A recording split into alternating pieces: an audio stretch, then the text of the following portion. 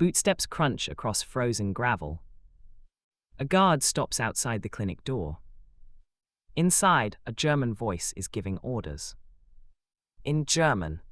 Maury bandages quickly. The guard hesitates. His rifle hangs at his shoulder. He should step in. He should remind them who runs this camp. But he doesn't. Because behind that door, Allied prisoners are lying on stretchers, feverish, shaking, bleeding from work accidents, whispering for water. And the only steady hands in the room belong to enemy doctors. The smell of disinfectant mixes with damp wool and sweat. Lantern light flickers against cracked wooden walls. A shadow moves across the floor. A German POW surgeon leans over an Allied soldier. Careful, focused. Trusted. Why? Another guard walks past. He doesn't interrupt either. He doesn't even look inside. Orders. Or something else. A cough echoes from the far cot. Someone mutters in English. Someone else answers in German. Footsteps again, closer this time. The clinic door creaks open halfway, then stops. Because what is happening inside that room is something no rulebook prepared them for. Why were the guards allowing it? And what did they fear would happen if they did? The year was 1944. Across Europe, the war was shifting. Following the landings at D-Day, thousands of German soldiers were captured. They were moved behind Allied lines into temporary prison camps. Some camps were in France, others in Britain, many in the United States. The rules were clear under the Geneva Convention. Prisoners of war must be treated humanely. Medical care must be provided. No reprisals, no neglect. But paper rules do not solve practical problems. Many camps were built quickly, too quickly. Barbed wire guard towers, wooden barracks, mud when it rained, dust when it didn't. And inside these camps were not just infantrymen. There were engineers, professors, and doctors. Medical officers captured during the chaos of retreat, some taken in Normandy, others in North Africa, a few from the Eastern Front who had been transferred west. One Allied camp, remote, overcrowded, and understaffed, faced a quiet crisis. Their own medical personnel were limited, supplies were short, winter illnesses were spreading, work injuries were increasing. And inside the wire, German POW doctors began making requests. Allow us to treat our men. At first, the guards refused. Then something changed. A fever outbreak swept through two barracks, not fatal, but fast, contagious. The Allied camp physician was overwhelmed. One evening, a German POW stepped forward, calm, direct. I am a surgeon. A guard laughed. But another guard didn't. Because the coughing was getting worse. And that same night, a lantern was lit inside an unused storage hut. Among the German prisoners was Dr. Karl Weiss. 42 years old, educated in Berlin, once worked in a civilian hospital, drafted into military service in 1941. He spoke little English, but he understood anatomy in any language. He moved with precision, even in captivity. Every morning he folded his thin blanket sharply, washed in cold water, stood in line for rations without complaint. But he watched. He noticed which prisoners coughed the longest, which limped after labor duty, which guards looked uncertain. Another POW doctor, younger Dr. Emil Hartmann, had served as a field medic on the Western Front. Quick hands, nervous energy. He whispered one night, if they let us treat them, we survive. Was it compassion? Or strategy? Across the fence, Allied camp physician Captain Robert Miller struggled. Overworked, exhausted, short on antibiotics. He read Weiss's brief handwritten note twice. I can assist. Miller didn't answer immediately. Because allowing enemy officers to operate inside camp facilities felt dangerous. What if they spread misinformation? What if they organized resistance? What if they hid something inside bandage crates? Still, patients kept arriving. And one guard, Sergeant Thomas Reed, began escorting sick prisoners to the storage hut. He stood by the door each time. Listening. Waiting. For what? Strange patterns emerged. The clinic, once empty, now buzzed quietly at night. Soft German murmurs, the clink of metal instruments, water boiling over a small stove. Sergeant Reed noticed something odd. The German doctors worked efficiently. Too efficiently. They kept detailed notes, names, symptoms, outcomes. Why keep records? Another guard reported seeing Weiss speaking calmly with Allied soldiers. In English. Fluent enough. Had he always known the language? One evening, a supply crate went missing from the Allied medical tent. It reappeared the next day inside the POW clinic, with the correct inventory intact. Who moved it? And why wasn't anyone asking more questions? Captain Miller walked in unannounced one afternoon. He expected chaos. Instead, he found order. Bandages neatly stacked, instruments sterilized, a German doctor explaining wound care to a British corporal. The corporal nodded. Trusted him. Why? But then Miller noticed something else. A locked drawer. Inside the POW clinic. Locked with a German key. The turning point came during a snowstorm. A work detail collapsed when scaffolding gave way near the perimeter road. 3 Allied prisoners injured, 2 German POW laborers hurt. They were carried back through swirling wind, boots slipping, breath visible in the freezing air. The main infirmary was already full. Captain Miller made a decision. Use their clinic. Stretchers pushed through the door. Inside, Weiss took charge instantly. Boil water, Maury light. Hartmann steadied a shaking patient. Reed stood at the entrance, rifle tight in his grip.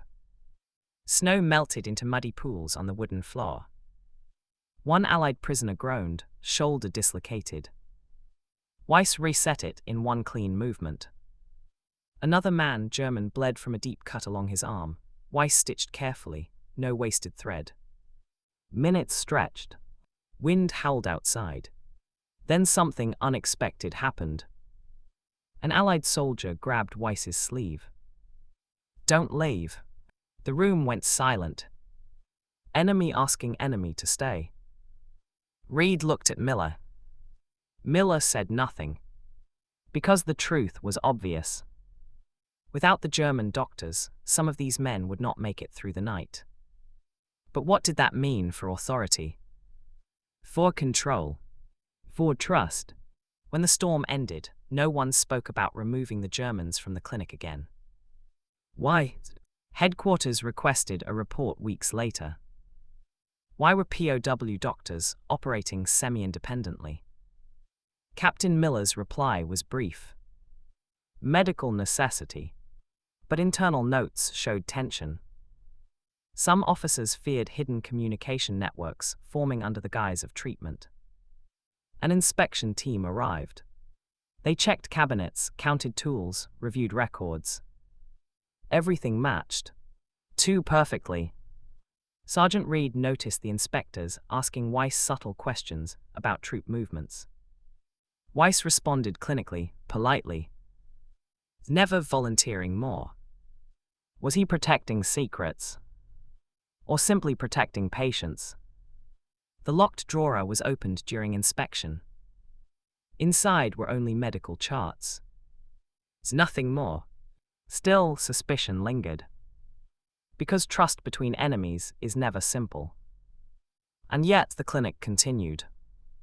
Years later, when the camp had long been dismantled and the barbed wire sold for scrap, one question continued to echo in private letters and scattered reports. Why were German POW doctors allowed to keep running the clinic? The official answer was simple. The real answer may not have been.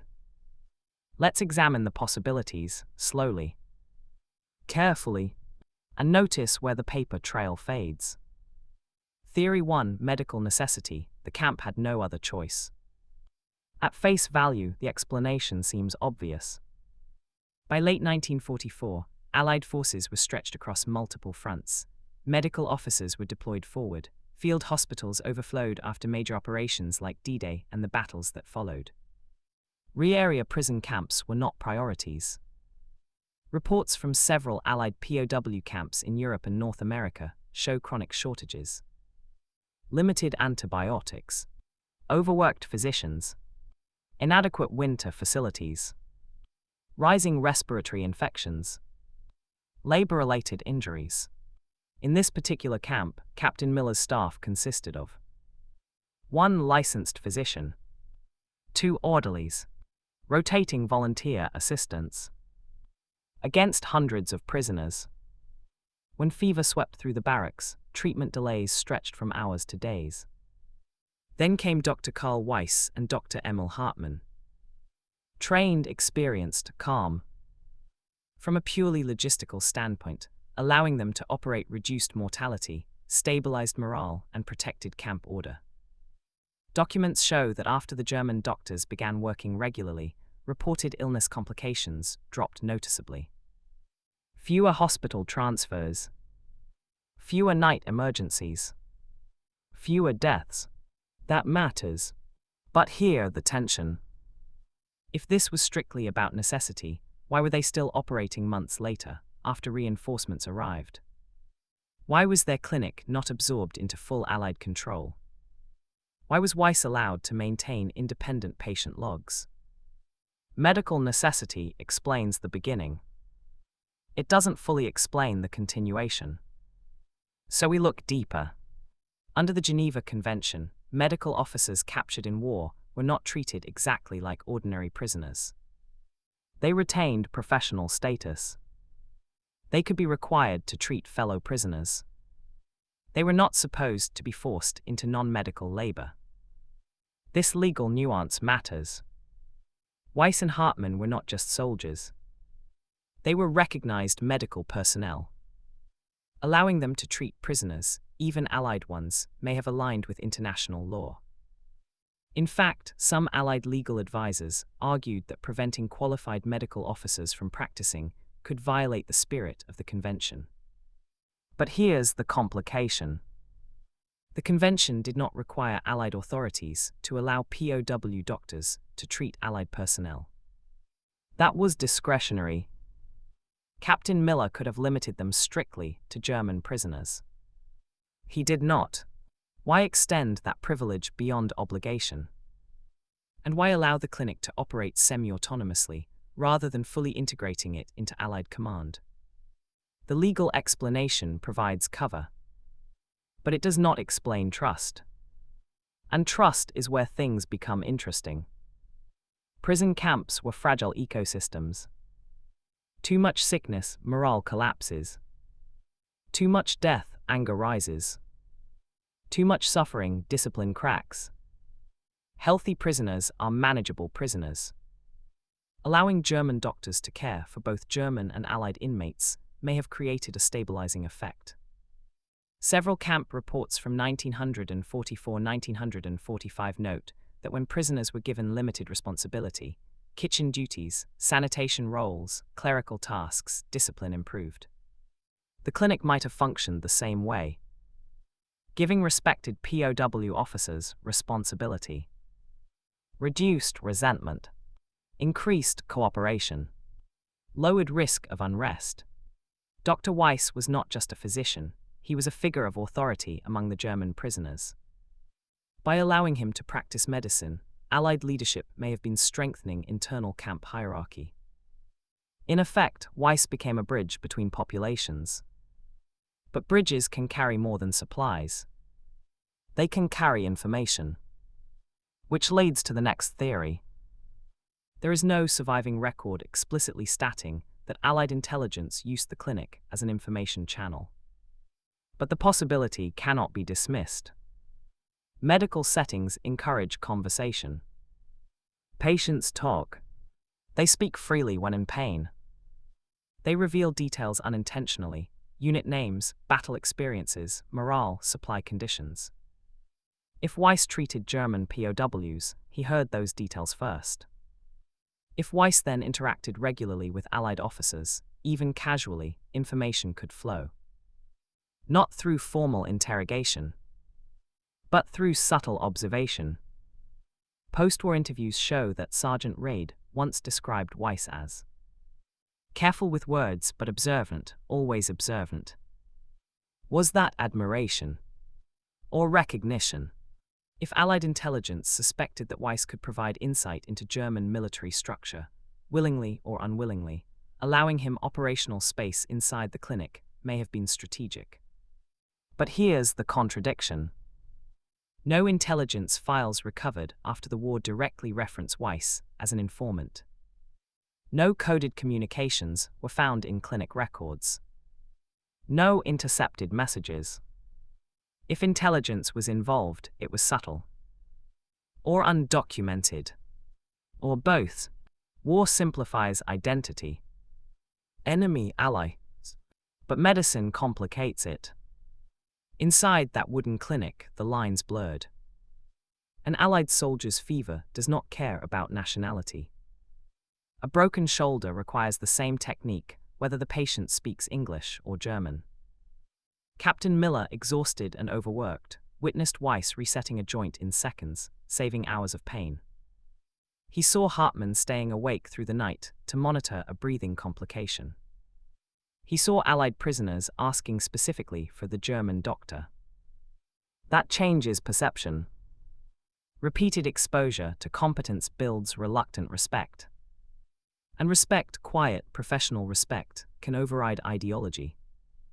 Some historians studying POW interactions note that in controlled environments, professional identity sometimes overtook national hostility. Doctor first, soldier second. Could it be that Miller and the guards recognized something uncomfortable? That in the confined reality of that camp, they needed Weiss. Not just for skill, but for steadiness. If that's true, then the clinic became more than a medical facility. It became a neutral zone. A rare space during wartime where function mattered more than flags. But even that explanation leaves questions. Why were certain camp records later incomplete? Why did post-war summaries refer vaguely to mutual arrangements? Why did Weiss receive a relatively smooth repatriation process compared to other officers? Silence can mean nothing, or it can mean everything. After the war, many POW camp documents were archived. But some files from this camp contained gaps. Incomplete medical logs, redacted inspection summaries, missing correspondence pages. Were they lost, destroyed accidentally, or removed deliberately? Historians disagree. Some argue that chaotic demobilization explains the gaps. Others believe sensitive cooperation between enemies may have been downplayed to preserve public narratives. After all, the image of strict separation between captor and captive was politically cleaner. Admitting operational dependence on enemy doctors complicates that story. And history often prefers simplicity. So we return to the central mystery. Was it necessity, law, stability, strategy, respect, or a combination of all five? The truth may not lie in a single explanation. Perhaps the Allied guards allowed German POW doctors to run the clinic because, in that moment, survival outweighed pride. Because men were sick. Because storms were cold. Because pain does not recognize uniforms. And because sometimes the most practical decision in war is also the most uncomfortable. But here is the final thread to consider. If the guards truly mistrusted Weiss, they could have removed him at any time. They didn't. Even after inspections. Even after reinforcements arrived. Even after the snowstorm passed. That choice, repeated quietly, day after day, is the real mystery. And the door to that clinic. It stayed open. Why? That answer still waits in the silence between archived pages. Years passed. The war ended in 1945. Prisoners were processed, names checked against lists, medical officers separated for questioning, then trains moved east and west, carrying former enemies back to broken homelands. The camp itself did not survive long after that. The guard towers were dismantled first. Then the barbed wire came down. The wooden barracks were sold as surplus lumber or burned where they stood. Snow fell one last winter across empty ground. And the storage hut, the one that became the clinic, was taken apart board by board. No plaque marked the place. No official ceremony acknowledged what had happened inside. But memory doesn't require a monument. It lingers in people. Captain Robert Miller returned home and resumed civilian practice. In later interviews, when asked about the camp, he rarely spoke about discipline or security. He spoke about exhaustion, and about one winter night when he realized he could not save everyone alone. Sergeant Thomas Reed carried a different memory. Years later, he described standing outside that wooden door, rifle in hand, listening to a German voice calmly directing treatment. He admitted something quietly. I stopped thinking of him as the enemy in there. Not because he forgot the war.